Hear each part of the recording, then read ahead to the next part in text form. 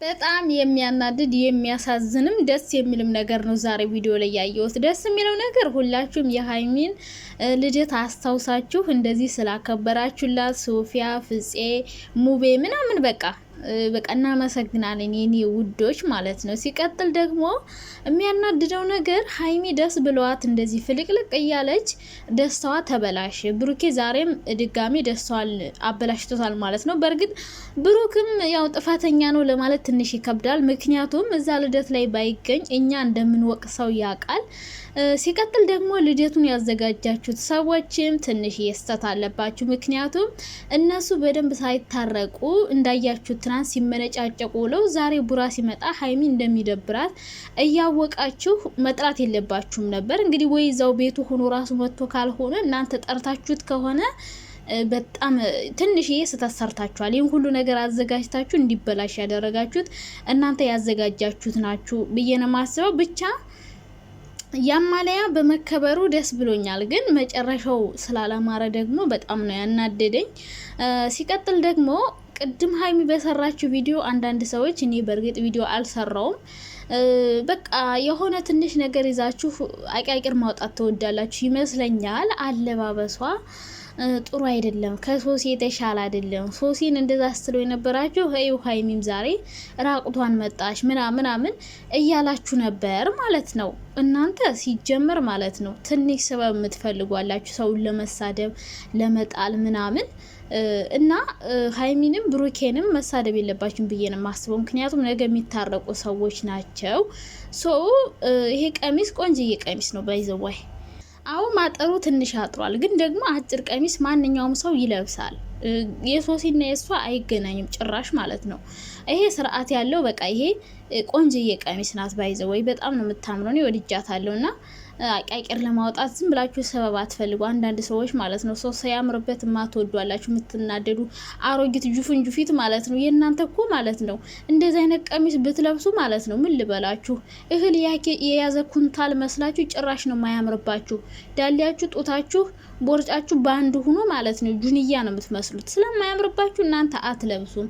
ሀይሚዬ ደግሞ እኔ ሸንቃጣ አጭርም ሆነ ረጅምም ሆነ ሁሉ ነገር የሚያምርባት ቆንጆ ቅመም የሆነች ልጅ ናት ማለት ነው። እናንተ የራሳችሁን እስኪ አቋም አስተካክሉ መጀመሪያ። ኩንታል ሁላ አሁን ስለ ሀይሚ ያለባበስ አስተያየት ስትሰጧት እንዶ ተገርሙኛላችሁ። አንዳንድ ኩንታል የሆናችሁ ሰዎች እንዶ ፈጣሪው ትዕግስቱን ስጠኝ። እንደው ምን ጉድ ናችሁ? ቆንጆ ሆናችሁ እኮ አስተያየት ብትሰጡ እሺ፣ ግን እንደዛ ኩንታል የሆነ ሰውነት ይዛችሁ ስለ ሀይሚ ስታወሩ እንደው ትንሽ አይደብራችሁም? እናንተ ራሱ ብታገኙ ትለብሱ ነበር፣ ግን አያምርባችሁም። ኩንታል ጁንያ ናችሁ። ሀይሚዬ ልብሱ ማጠሩ ግልጽ ነው፣ አጭር ነው፣ ግን ደግሞ በጣም እንደዚህ የሚያስከፋ የሚደብር አይደለም። በጣም የሚያምር ቆንጅዬ ነው። ሲቀጥል ደግሞ እንደዚህ አይነት ቀሚስ ስትለብስ ዝም ብላ አይደለም የምትለብሰው፣ ከስር ቁምጣ ይለበሳል፣ ግን እንዲታይ አይፈልግም ከአጭር ቀሚስ ጋር። እና እኮ ቁምጣ ለብሳ በቃ ላይ ድረስ ውጥር ብሎ የሆነ ምን ልበላችሁ ዳቦ ይታይ ትንሽ ነው የሚቀረው። መለፍለፍ አመላችሁ ነው። እንዴት ናችሁ የኔ ውዶች፣ የኔ ማሮች፣ የኔ ፍቅሮች? ደህና ናችሁ? ዛሬ በቃ ሳቂ ልሳቅ ወደ ራስ ሳቂ ሊመጣልኝ አይችልም ሳቂ። በቃ መጀመሪያ ደስ ብሎኝ አብሬ ስስቅ ከቆየው በኋላ ሙዴ ክንት ነው ያለ። በቃ ተከነተ ነው የምላችሁና በቃ መሳቅ ራስ አልችልም ዛሬ ጋይስ። መሳቅም አልችልም፣ ሙድም መያዝ አልችልም። አንደኛ ነገር በቃ ሁለቱም ሶስቱም ጋር ጥፋት አለ ብዬ ነው የማስበው። በመጀመሪያ ደረጃ ሀይሚ ደስ ሲላት እኔም ደስ ብሎኝ ነበረ፣ እንደዚህ ልደቷን በማክበራቸው አስታውሰው። ጓደኞቿ ፍፄ ነው እንግዲህ ያዘጋጀው። ቤቱ ደግሞ የሶፊያ ቤት ይመስለኛል። ሶፊዬ የኔ ቅመም፣ እኔ ባይዘወይ ሶፊያን በጣም ነው የምወዳት። አንዳንዴ ግን ለቶፊክ ስታለቅስ እያናደደች ነው እንጂ ሶፊያ ቅመም ነገር ናት። በጣም ነው የምወዳት ሶፊያን ራሱና ሀይሚዬን ልደቷን እንግዲህ በሶፊያ ቤት ፍፄ አዘጋጅቶላት ነበረ። ያው የሶፊያ ቤት ደግሞ ማለት ያው ዩቲዩበሮች አንድ አካባቢ ነው የሚኖሩት ተከራይተው። ብሩኬ እንግዲህ ሰው ጠርቶት የሚሆን ሳይጠራው ብቻ ከች ብሏል ይመስለኛል። ጓደኞቹ የት እንደሚከበር ነግረውታል ብዬ ነው የማስበው እንጂ ዝም ብሎ ሊመጣ አይችልም ሶፊያ ቤት ብዬ ነው የማስበው። በእርግጥ ሀፒ በርዝ ላይ እያሉ ሲጮሁ ምናምን ነው የመጣው እና ያው ዘው ግቢ ተከራይቶ ይሁን አይሁን አይዶ ነው ብቻ መጥቷል። ያው ብሩኬ መምጣቱን አልጠላውትም፣ ግን ደስ እንደማይላት ይታወቃል። ሲቀጥል ሀይሚ ራሱ ዝም ማለት ነበረብሽ የኔ ውድ ማለት ነው። በቃ ቻል ማድረግ አለብሽ። አንዳንዴ ሰው ሁሉ ለፍቶ አዘጋጅቶልሽ፣ እነሱ ለፍተው ደክመው ኬክ ሁሉ ነገር አዘጋጅተውልሽ አክብረውሽ መጀመሪያ ደስ ብሎሻል። አዎ፣ ግን ብሩክን አየሁት ብለሽ እነሱ የለፉበትን ነገር ከንቱ ማድረግ የለብሽም ብዬ ነው ማስበው። ስለ ሀይሚ የምሰጠው አስተያየት ቢኖር ይሄ ነው። በቃ ሀይሚ አሁን በዛሬው ቪዲዮ ምንም ጥፋት የለባትም፣ ግን መጨረሻ ላይ ጥላ መሄድ የለባትም ነበር።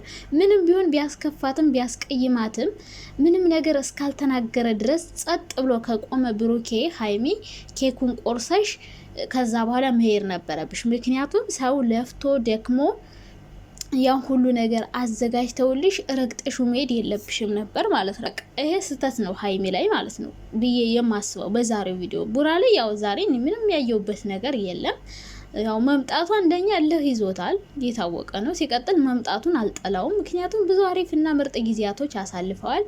ስለዚህ ቢመጣ ምንም ክፋት የለውም ብዬ ነው የማስበው ብሩኬ ማለት ነው። ደስ ያለኝ ነገር እንኳን ያችን ቦርሳውን ይዟት አልመጣ። ልጅቷን ይዟት መጥቶ ቢሆን ብሩኬን ዛሬ እንወቅሰው ነበር። እኔ ራሱ ማት ነበር መወርድበት አምጥቶ ቢያበላሽባት። ግን ደስ የሚለው ነገር እንዳወራው ልጅቷን ይዞ አልመጣም፣ ብቻውን ነው የመጣ። ሀይሚ ግን ስጋት ያላት ይመስለኛል። ይህን ነገር ትታበት የሄደችው የራሷ መንገድ ያላት ይመስለኛል።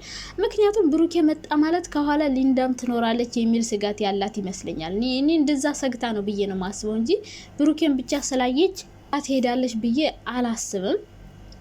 ብቻ ሀይሚ ቡራን ስታዩ የሚያናድዳት ነገር አለ። አንደኛ ስለምትወደው ነው። ሁለተኛ ነገር ደግሞ እየወደደችው እሱ እንደምትፈልገው ስላልሆነላት ሀይሚ ስታዩ ብሩኬን በጣም ትናደድበታለች ማለት ነው። እና እንግዲህ ዛሬ በጣም ነው የደበረኝ የእውነት በቃ እኔ እንጃ። ብሩኬም አሳዝኖኛል በእርግጥ እንደዛ ኩርምትምት ሲል። ነገር ግን ትናንትና ብዙ ጥፋት ሰርቷል። ከትናንት ወዲያም መጀመሪያም ጥፋት ሰርቷል። ትናንትም ከትናንት ወዲያም ሰርቷል። በተለይ የትናንትናው ቪዲዮ በጣም ነው የሚያናድደው የነበረው። ግን ደግሞ ትናንት አበላሸ ብለን ወቅሰነዋል። ዛሬ ሊንዳን ይዟት አልመጣም፣ ብቻውን ነው የመጣ። ይሄ ነገር ደግሞ ያው መምጣት አለበት። ምክንያቱም እኛ ምን ወቅሰው ነበረ ሀይሚ ልደቷን ስታከብር ብሩኬ መምጣት ነበረብህ። አሁን ብሩኬ ምን ሌላት እንደመጣ አይታወቅም። እንደው ሀይሚ ትታው ሄደች እንጂ ወይ ቅርታ ሊጠይቃት ይችላል ወይ ምናምን ብቻ በመሀል ወይም የጠሩት ይመስለኛል፣ ሊያስታርቋቸውም ሊሆን ይችላል እንግዲህ። ነገር ግን ከኋላ ብዙ መፍታት ማስተካከል ያለባቸው ነገሮች ነበሩ። በችኮላ ያዘጋጁት ሰዎችን መጥራት የለባቸውም ብዬ ነው ማስበው። ግን ሀይሚ መጨረሻውን ሳታይ መሄድሽ በጣም አናዶኛል። ለምን እንደዚህ ሰው ለፍቶ አዘጋጅቶልሽ ምናምን ምናምን ትተሽ መሄድ የለብሽም ነበር። ትናንት ብዙ ነገር አድርጎሻል። አዎ ግልጽ ነው። ነገር ግን ያን ነገር ቻል ማድረግ አለብሽ። ለማን ስትይ ላዘጋጁልሽ ሰዎች አክብረው በደንብ አድርገው እንደዚህ አስታውሰው ያንቺን ልደት እንደዚህ አሁን እንደምታያቸው ሁሉም ባዳ ናቸው፣ ጓደኞችሽ ናቸው። ሶፊያ እንግዲህ ሁሉ ነገር አድርጋ አዘጋጅታለሽ። እንደዚህ ትተሽ መሄድሽ አናዶኛል። ሶፊያ የኔ ቅመም እንኳን አከበራችሁላት በእውነቱ ማለት ነው። በቃ ቢሆንም እንደሚበላሽ እርግጠኛ ነኝ። መጀመሪያውም እንደሚበጠበጥ እኔ ገምቻለሁ። እንደው ትናንት ጠርቶ ባዶ ሚዲያ ላይ ሲያናድዳት እንጂ ወይም ብሩኬ አክብሮላት ቢበጠበጥ ራሱ አያናድደኝም ነበር። የትናንትናው ቪዲዮ ግን ያናድደኝ በልደቷ ቀን ጠርቶ እንደዛ ሲገለፍጣት መዋሉ ነው። አዎ ያደረገው ነገር ልክ አይደለም የትናንቱ።